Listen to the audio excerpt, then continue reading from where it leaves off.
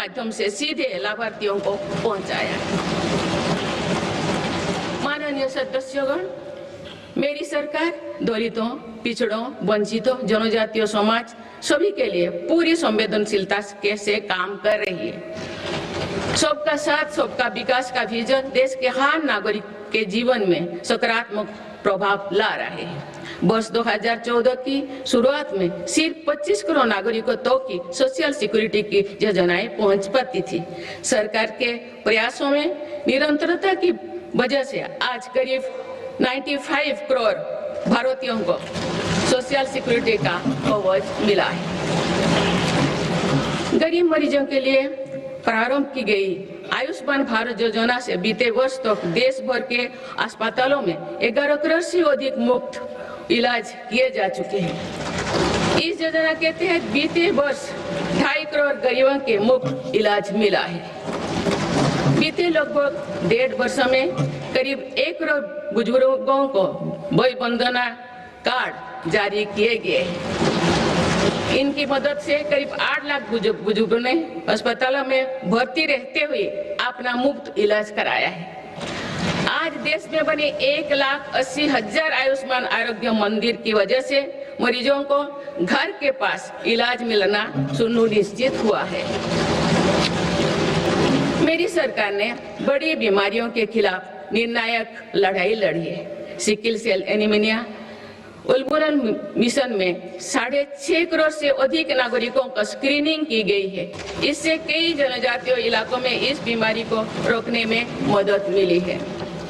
Mission mode में चलाए जाए गए अभियानों के कारण जापानी इंसेफेलाइटिस जैसे बीमारियों पर प्रभावी नियंत्रण पाया गया है। उत्तर प्रदेश के कई पिछड़े इलाके ग्रामीण क्षेत्रों में इस रोग की प्रभावी रोकथाम सुनिश्चित हुई है। ये गर्व की बात है कि विश्व स्वास्थ्य संगठन में भारत को आंखों का संक्रमण ट्राइकोमा से मुक्त घोषित कर दिया है। मेरी सरकार हर नागरिक को बीमा सुरक्षा देने के लिए भी प्रतिबद्ध है। प्रधानमंत्री जीवन ज्योति बीमा योजना और पीएम सुरक्षा बीमा योजना की इसमें बड़ी भूमिका है। इन योजनाओं से करोड़ों जरूरतमंद नागरिकों को बीमा कवरेज मिला है। इनके तहत 24,000 करोड़ रुपया से अधिक का क्लेम भी दिया गया है। ये योजनाएं संकट के समय करोड़ों गरीबों का संबल बनी है।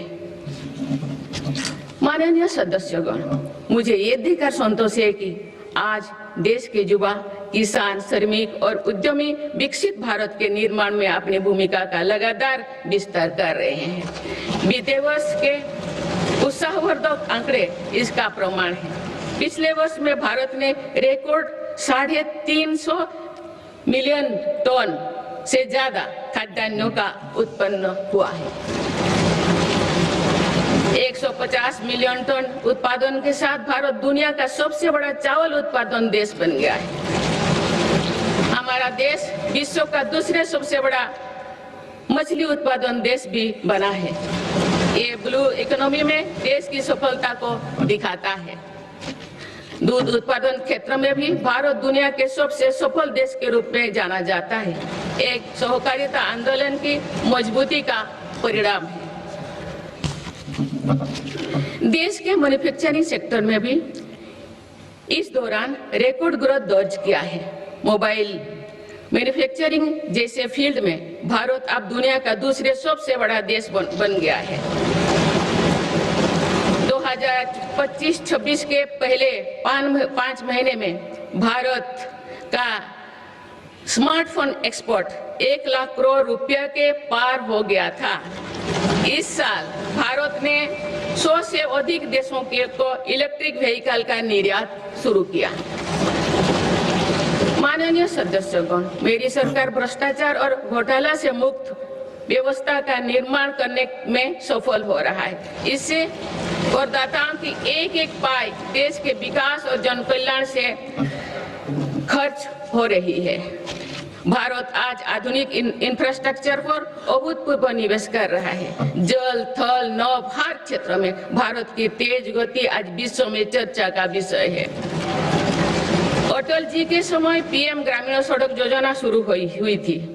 बीते एक वर्ष में भारत ने लगभग 18,000 किलोमीटर नई ग्रामीण सड़कें जोड़ी है। आप भारत की करीब पूरी ग्रामीण आबादी सड़क से जुड़ चुकी है। गरीब तथा मध्यम वर्गों की सेवा में लगी भारतीय रेल तेजी से 100% इलेक्ट्रिफिकेशन के लक्ष्य के प्रति आगे बढ़ रही है। मिजोरम के आइजल और नई दिल्ली को डायरेक्ट रेल रोड से जोड़ा गया है। बीते वर्षों जब आइजल के स्टेशन पर पहली बार राजधानी एक्सप्रेस का आगमन हुआ तो स्थानीय लोगों के उत्साह ने सारे देश को प्रसन्नता से के भाव से जोड़ा है। जम्मू कश्मीर विश्व के सबसे ऊंचे रेलवे आर्च ब्रिज, चुनाव ब्रिज और तमिलनाडु में नई पंगन ब्रिज का निर्माण कर भारत ने इंफ्रास्ट्रक्चर क्षेत्रों में एक कीर्तिमान स्थापित किया है। आज जम्मू कश्मीर से केरल तक 150 से ज्यादा वंदे भारत ट्रेनों का नेटवर्क खड़ा हो चुका है। कुछ दिन पूर्व ही वंदे भारत ट्रेनों के नई पीढ़ी का पदार्पण हुआ है। बंगाल से असम के बीच वंदे भारत स्लीपर ट्रेनों की शुरुआत भारत की रेल प्रगति की नई उपलब्धि है। भारत के मेट्रो नेटवर्क पर भी देशवासियों को गर्व है। 2025 में भारत का कुल मेट्रो नेटवर्क 1000 किलोमीटर के ऐतिहासिक आंकड़ों को पार कर गया है। भारत दुनिया के तीसरी सबसे बड़े मेट्रो नेटवर्क वाला देश बन गया है। मेरी सरकार ने इनलैंड वाटरवेज के विकास पर भी अनेक काम किए हैं। पहले भारत में राष्ट्रीय जलमार्गों की संख्या 5 थी, जो अब 100 से अधिक हो चुकी है। इससे उत्तर प्रदेश, बंगाल, बिहार समेत पूर्वी भारत के राज्य लॉजिस्टिक हब बनकर उभर रहे हैं। क्रूज टूरिज्म से तटीय और नदी इलाकों में पर्यटन बढ़ रहा है और स्थानीय अर्थव्यवस्था मजबूत हो रही है। माननीय सदस्यगण, स्पेस टूरिज्म भी आप भारत की पहुंच से दूर नहीं है। भारत के युवा अंतरिक्ष यात्री शुभांशु शुक्ला का इंटरनेशनल स्पेस स्टेशन पर पहुंचना एक ऐतिहासिक यात्रा का आरंभ है। आने वाले समय में हमारा देश अंतरिक्ष में भारतीय स्टेशन की स्थापना की दिशा में आगे बढ़ने वाला है। देश बहुत उत्साह के साथ गगनयान मिशन पर भी काम कर रहा है।